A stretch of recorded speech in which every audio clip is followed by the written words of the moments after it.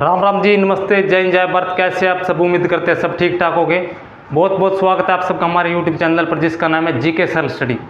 तो साथियों, सबसे पहले मैं आपको ये बात बताना चाहता हूँ, आपके लिए एक शॉर्ट वीडियो रहेगी। शॉर्ट वीडियो में हम आपको 10 या 12 मिनट की वीडियो रहेगी, इससे ज़्यादा लंबी नहीं करेंगे इसको। इसमें ही आपको एक बहुत ही जो इम्पोर्टेंट टॉपिक जिसको हम अक्सर देखते हैं कि एग्ज़ाम में यहाँ से क्वेश्चन ज़रूर पूछे जाते हैं, उसको कराने का काम करेंगे। तो साथियों, आपसे रिक्वेस्ट है कि वीडियो को ज़्यादा से ज़्यादा शेयर करें, चैनल को सब्सक्राइब करें, ताकि ये वीडियो ज़्यादा से ज़्यादा संख्या तक अभ्यर्थियों तक पहुँच सके। तो साथियों, मैं आपको एक बात और बताना चाहता हूँ, जैसे कि मैंने ये बातें जो आपको मैं बताने लग रहा हूँ अपने खुद के एक्सपीरियंस के ऊपर बताऊंगा। मैंने खुद अपने ऊपर अप्लाई करके देखी है और मैंने एग्ज़ाम भी क्लियर किया, किस तरीके से कहाँ से पढ़ना है, क्या करना है, कितना पढ़ना है, और उसी तरीके की जो रणनीति मैं आपको बताने का काम करूँगा। तो साथियों, सभी ने वीडियो ध्यानपूर्वक देखनी है और वीडियो अच्छी लगे ये भी बताना है, लास्ट में कमेंट भी करना है। तो साथियों, ज़्यादा समय आपका ना लेते हुए आपकी आज की वीडियो स्टार्ट करते हैं। आइए दोस्तों, इसमें हम बात करेंगे हरियाणा के प्रजनन केंद्र वन्यजीव अभियान के बारे में। तो सबसे पहले तो ये कलर दूसरा ले लेते हैं, रेड कलर वाला मार्कर यूज कर लेंगे। सबसे पहले बात करेंगे हरियाणा में सरस्वती वन्यजीव अभियान। हरियाणा में एक सरस्वती वन्यजीव अभियान है जिसका कुल क्षेत्रफल आपको बता देते हैं कि 4452 हेक्टेयर। ये हेक्टेयर है भाई, एकड़ में बात नहीं करें, हेक्टेयर में बात करें। सारी बात जितने भी करेंगे वो हेक्टेयर में करेंगे। आपसे एकड़ भी पूछ सकता है, एकड़ आप इसको बनाकर बता सकते हो, क्योंकि एक हेक्टेयर में 2.47 एकड़ होते हैं। ये आपको बात याद रखनी है, और इससे आप जितने भी हेक्टेयर होंगे उसको एकड़ में कन्वर्ट कर सकते हो, बता सकते हो। आपको कोई भी कंफ्यूज होने वाली बात बिल्कुल नहीं, आपको ये फार्मूला पता होना चाहिए 2.47 का। आप इससे हेक्टेयर को एकड़ में और एकड़ को हेक्टेयर में आप कन्वर्ट कर सकते हो, बड़े आसानी से करने का आप काम कर सकते हो। तो इसको भाई आप इरेज करके आगे बढ़ने का काम करते हैं। ये कहाँ पर है? ये भाई 2 जिला के अंदर पड़ेगा, एक कैथल के अंदर और एक कुरुक्षेत्र के अंदर। इसका 80% पार्ट जो है कैथल के अंदर पड़ेगा और 20% पार्ट कुरुक्षेत्र के अंदर पड़ेगा। तो ये कुल मिलाकर के 100% इसका 2 जिलों में जो है पड़ेगा, एक कैथल में और कुरुक्षेत्र में। और ये सबसे बड़ी बात आपको बता देता हूँ, आप ये तीसरे नंबर का सबसे बड़ा है भाई, तीसरे नंबर का सबसे बड़ा अभ्यारण्य है। 2 इससे बड़े हैं पहले, ये तीसरे नंबर पे आता है क्षेत्रफल की दृष्टि से। तो भी आगे दूसरे नंबर पे चलते हैं, नाहर वन्यजीव अभ्यारण्य। ये पड़ेगा भाई रेवाड़ी में, नाहर वन्यजीव अभ्यारण्य, और इसका क्षेत्रफल 211 हेक्टेयर। वही अगर एकड़ में पूछो तो एकड़ में बताना है, हेक्टेयर में पूछो तो हेक्टेयर में बताने का काम करना है आपने। 1987 में इसकी जो है स्थापना होती है। आगे चलते हैं अभी नेक्स्ट, अबूब शहर। अबूब शहर ये है भाई सिरसा जिले में पड़ेगा अबूब शहर, सबसे बड़ा है भाई ये, सबसे बड़ा वन्यजीव अभ्यारण्य अबूब शहर सिरसा। अगर आपसे पूछ ले एग्जामिनर की हरियाणा का सबसे बड़ा वन्यजीव अभ्यारण्य बताओ, तो आपने अबूब शहर बताने का काम करना है। तो साथियों, 1 मिनट के लिए फ़ैन बंद कर देते हैं, ये इसकी आवाज़ आपको आएगी और आप इससे डिस्टर्ब होंगे। हम नहीं चाहते कि आप डिस्टर्ब हो, और आप बिल्कुल एकांत और एक चित होकर के क्लास देखें। अब शायद इसकी आवाज़ बंद हो होगी फ़ैन की, क्योंकि गर्मी बहुत है भाई, थोड़ा फ़ैन चलाना पड़ता है। इसका क्षेत्रफल देख लेंगे हम अबूब शहर का, सबसे ज़्यादा 11,530 हेक्टेयर सबसे ज़्यादा इसका क्षेत्रफल रहेगा, तभी ये सबसे बड़ा यहाँ बताया गया है। आगे नेक्स्ट चलते हैं भाई बिंडावास वन्यजीव अभ्यारण्य। आप लगा लियो, ये नाम लिख दिया है, बिंडावास, कप्रवास, कलेसर, बीर्स, कारगर, सिलसिला जितने भी है शॉर्ट फॉर्म में चलने का काम करेगा। वन्यजीव अभ्यारण्य आपको पता है कि वही टॉपिक चल रहा है, आप लगा लेंगे पीछे। वन्यजीव अभ्यारण्य की ही बात हो रही है। बिंडावास या झज्जर में भाई 2 को याद कर लेंगे हम इकट्ठी, बिंडावास और कप्रवास। वास इनके पीछे दोनों को हम झज्जर में याद कर लेंगे। बिंडावास झज्जर में ये 411 हेक्टेयर में है भाई, 411। एक और आपको इंपोर्टेंट बात बता देता हूँ कि बिंडावास वन्यजीव अभ्यारण्य को रामसर साइट घोषित किया गया। अगर एग्जामिनर पूछ ले कि हरियाणा में किस जगह को, किस अभ्यारण्य को रामसर साइट घोषित करा गया, तो आपका जवाब एकदम से स्टिक होना चाहिए कि बिंडावास रामसर साइट। आपको ये भी पता होना चाहिए कि रिपोर्ट पूरे भारत में कितनी रामसर साइट है। आगे चलो भाई, खप्परवास बिंडावास खप्परवास, वास इनके पीछे लग रहा है तो हमें एकदम से याद आ जाना चाहिए कि ये झज्जर की बात हो रही है। इसी के बिल्कुल पास में स्थित है, 1.5 किलोमीटर दूर ऐसे बिल्कुल पास ही है इसके खप्परवास और बिंडावास पास में है। आगे चलते हैं भाई, कलेसर वन्य जीव अभयारण्य। इसका क्षेत्रफल हम देखते हैं कि 5435 हेक्टेयर क्षेत्रफल है इसका, कलेसर का, और ये यमुनानगर जिले में पड़ेगा। इसकी सबसे आपको ये भी पूछ सकता है कि किस वन्य जीव अभयारण्य की क्या खासियत है। आपको ये पूछेगा कि भौंकने वाला हिरण किस वन्य जीव अभयारण्य में मिलता है, तो आपका जवाब होना चाहिए कलेसर, भौंकने वाला हिरण। और इसकी स्थापना हुई थी 1996 में। आपने इंपॉर्टेंट आपको टॉपिक कराया जा रहा है, जो इंपॉर्टेंट चीज़ें कराई, फालतू की बात यहाँ कराई नहीं जाएगी। नेक्स्ट है भाई वीर शिकारगढ़, ये पड़ेगा पंचकुला में। वीर शिकारगढ़ पड़ेगा पंचकुला, वीर शिकारगढ़ पंचकुला। आपको ये याद हो रहा है, साथ के साथ याद भी कराए जाने का काम करा है। इसका क्षेत्रफल 767 हेक्टेयर, 767 हेक्टेयर में फैला हुआ। और इसकी एक खास बात आपको बता देता हूँ, जिस वक्त पटियाला महाराजा की रियासत है उस वक्त वो वहाँ से चल करके यहाँ आकर के यहाँ पर शिकार खेलने का काम किया करते थे, शिकार भी यहाँ पर जो है वो करते थे। तो इसीलिए इसे अगर पूछे एग्जामिनर पटियाला रियासत का शिकारगढ़ कौन सा है, सॉरी शिकारगढ़ क्या, शिकारगाह तो ये वीर शिकारगढ़, इसी के लिए वहाँ शिकार करते थे आकर के, इसलिए इसका नाम शिकार पड़ा, शिकार से शिकारगढ़ रखा गया। तो भाई साथियों आगे चलते हैं। यह छिलछिला वन्य जीव अभयारण्य, ये पड़ेगा अपने कुरुक्षेत्र जिले में और बिल्कुल कम क्षेत्रफल में फैला है। सबसे छोटा है ये, 29 हेक्टेयर में फैला, सबसे छोटा है ये छिलछिला वन्य जीव अभयारण्य। तो ये आपको कुछ वन्य जीव अभयारण्य के बारे में बताया है, आपको बहुत अच्छे से याद हो, क्योंकि अगर नहीं थोड़ी बहुत कसर रह गई होगी तो एक बार इसको रिकॉल करके वीडियो को देख लीजिए, आपको याद हो जाएगा। वीडियो लंबी ना हो इसके लिए दोबारा आगे थोड़ा जल्दी चलने का काम करते हैं। एक बार और याद कर लें कि सरस्वती वन्य जीव अभयारण्य कैथल प्लस कुरुक्षेत्र, नाहर वन्य जीव अभयारण्य रेवाड़ी, अबूब शहर सिरसा, बिंडावास झज्जर, खप्परवास झज्जर, कलेसर यमुनानगर, वीर शिकारगढ़ पंचकुला, छिलछिला कुरुक्षेत्र। आगे हम राष्ट्रीय उद्यान की बात करते हैं दोस्तों। ये हमारी बात थी वन्य जीव अभयारण्य की। आगे हम राष्ट्रीय उद्यान की बात करें, दो हमारे राष्ट्रीय उद्यान हैं।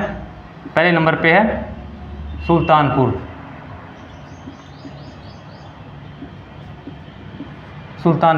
और दूसरा कलेसर। ये राष्ट्रीय उद्यान की बात हो रही है। ये कलेसर यहाँ पे एक वन्य जीव अभयारण्य भी था, है अभी, और एक कलेसर राष्ट्रीय उद्यान भी है। इसको कब घोषित किया गया था, इसको कराया गया था भाई 1989 में, और कलेसर को 2003 में। इनकी खासियत क्या है, इनकी खासियत भी ये एक बहुत बड़ी अपने अपने तरीके से एक चीज़ के लिए प्रसिद्ध है। जो अपना राष्ट्रीय उद्यान है सुल्तानपुर वाला, इसमें जो साइबेरियन सार्स है, जो प्रवासी पक्षी है, दूर से दूर दूसरे देश से आकर यहाँ से 2-4 महीने अपना टाइम बताने का काम करा है। उसके बाद जब इनका जाने का मौसम हो जाता है यहाँ से चले जाओ भाई, इसको हम प्रवासी पक्षी कहेंगे, जो थोड़े टाइम के लिए आते हैं। प्रवासी पक्षियों के लिए कौन सा प्रसिद्ध आपसे पूछेंगे तो पक्षी का नाम भी आपने बताना है। साइबेरियन सार्स के लिए प्रसिद्ध है। और आगे चलो भैया, कलेसर 2003 में हुआ था। और ये इसके भी इम्पोर्टेंट है, आपने बतानी है बात, लाल जंगली मुर्गा।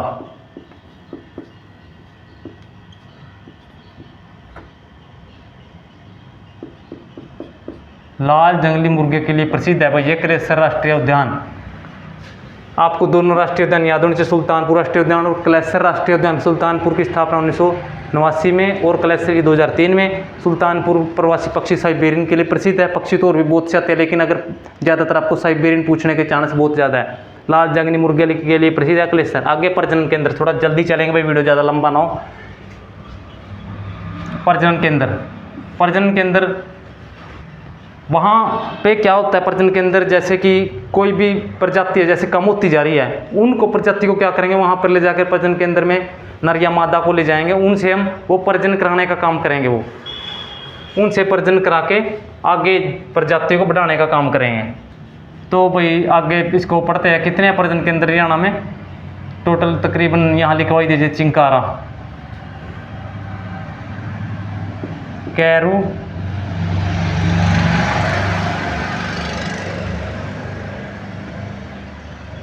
भिवानी।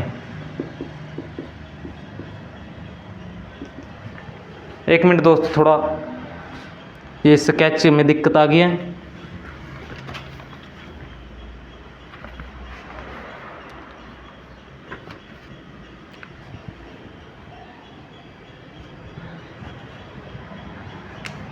हाँ अब ठीक हो गया, अब ठीक है, चलो अब चलते हैं।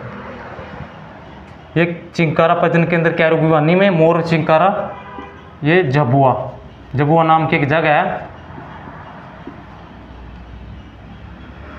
नहीं रेवाड़ी में, झबुआ रेवाड़ी, आपको याद होना चाहिए। कैरू भिवानी में है चिंकारा प्रजनन के, चिंकारा कैरू भिवानी, मोर व चिंकारा अगर पूछ ले तो झबुआ रेवाड़ी, इसमें कन्फ्यूजन नहीं होना। अगर अकेला चिंकारा पूछ ले तो कैरू जो कि भिवानी में है, अगर साथ में मोर या मयूर लगा दे या कुछ भी लगा दे, मोर से संबंधित पीकॉक भी लगा सकता है, अभी HSSC है, कुछ भी लगा सकता है, आपको एकदम से ध्यानपूर्वक देखना है। मोर व चिंकारा झबुआ रेवाड़ी। मगरमच्छ, मगरमच्छ बोर सायदा, ये है कुरुक्षेत्र में KKR। ब्लैक बक यानी कि काला हिरण, ये है पिपली में, पिपली भी है कुरुक्षेत्र में, अपने बताने का काम करना है। गिद्ध संरक्षण में प्रजनन केंद्र, गिद्ध संरक्षण में प्रजनन केंद्र और रेड जंगल फाउल, ये है भाई पिंजौर में, दोनों पिंजौर यानी कि पंचकुला में, और ये भी पिंजौर में है। रेड जंगल फाउल पूछे तो ये भी पिंजौर देना आपने उत्तर इसका। गिद्ध संरक्षण में प्रजनन केंद्र पूछे उसका भी पिंजौर देना है आपने। इसके बाद एक और रह गया वो फिशेंट, वो भी इंपॉर्टेंट है, कई बार पेपर में पूछा जा चुका है। प्रजनन केंद्र, ये प्रजनन केंद्र है भाई आपका मोरनी में, मोरनी है एक,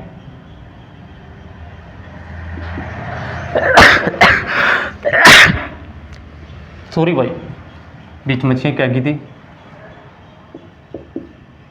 मोरनी में पड़ेगा, मोरनी भी आपकी पंचकुला में ही पड़ेगी, मोरनी नाम की जगह। मोरनी में एक आपने एक और याद रखनी है, मोरनी में एक फेमस झील है जिसको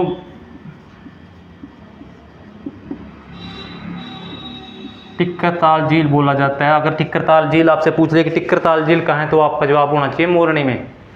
और मोरनी में ही फिशेंट प्रजनन केंद्र, फिशेंट जहाँ मछली वगैरह का जो है वो प्रजनन केंद्र है।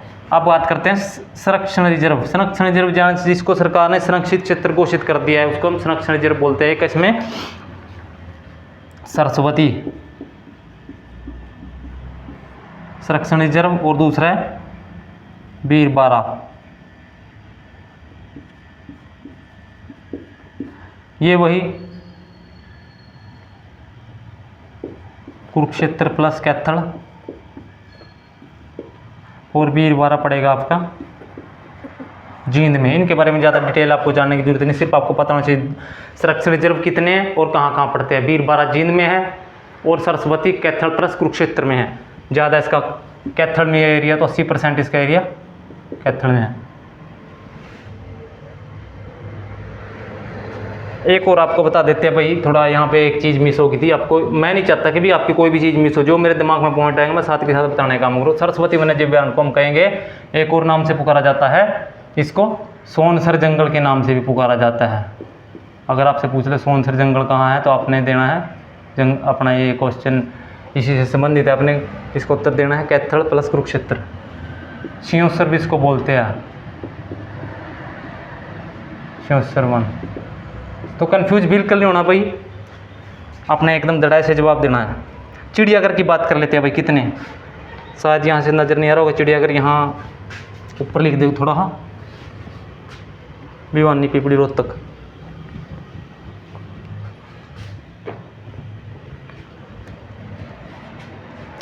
चिड़ियाघर अपने 3 है भाई, 3 बताने का काम करेंगे, बाकी जो मैंने आपको बता देंगे। भिवानी यहीं लिख लेंगे।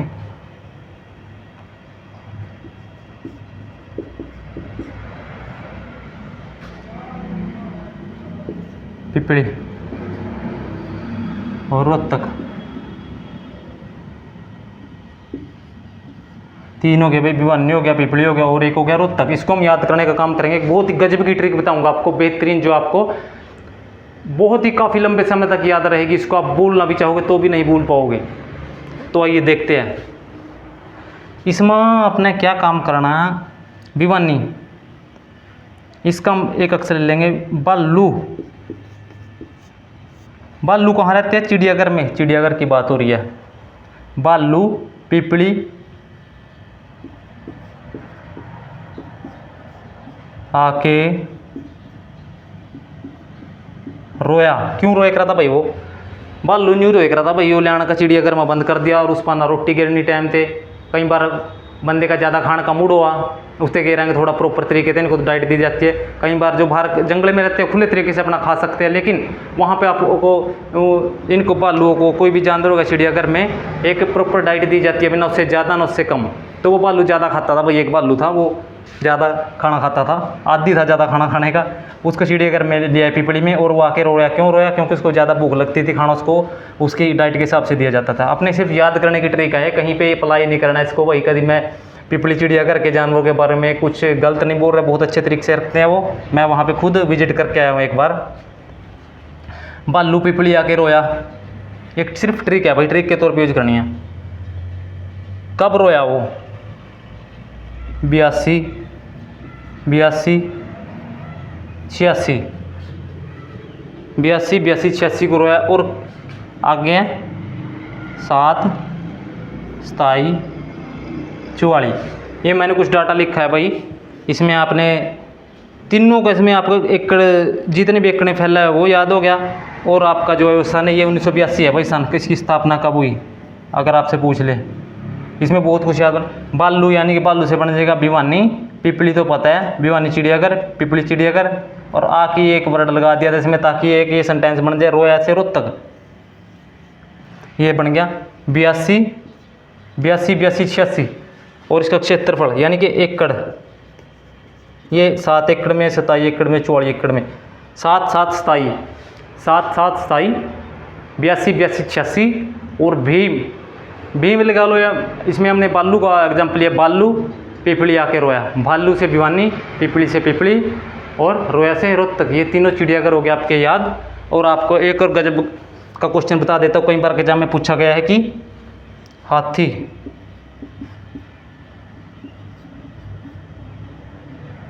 पुनर्वास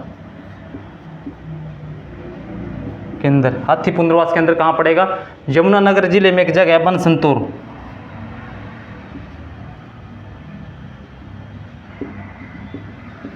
शॉर्ट ही लिख देंगे भाई ताकि टाइम बचे आपका।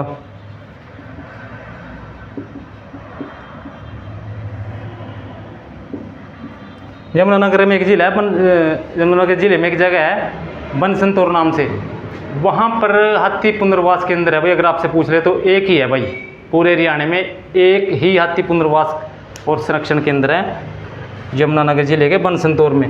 तो मेरे ख्याल से आज की क्लास आपको जो है टोटल जितने भी ये कराए आपके लिए बहुत ही जो है अच्छी साबित होगी, आपके बहुत ही हेल्पफुल साबित होगी, क्योंकि आपको इसमें बहुत ही ज़्यादा बढ़िया तरीके से मैंने कराया। अपनी एक तरफ से मैंने एक्सपीरियंस के ऊपर अपने सारा काम करा दिया भाई। मैं तो जिस तरीके से याद करता था मैंने आपको उसी तरीके से बता दिया है।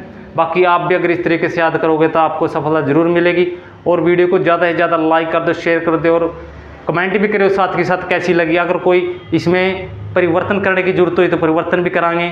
और साथियों सभी को एक बार फिर से जय हिंद, जय भारत।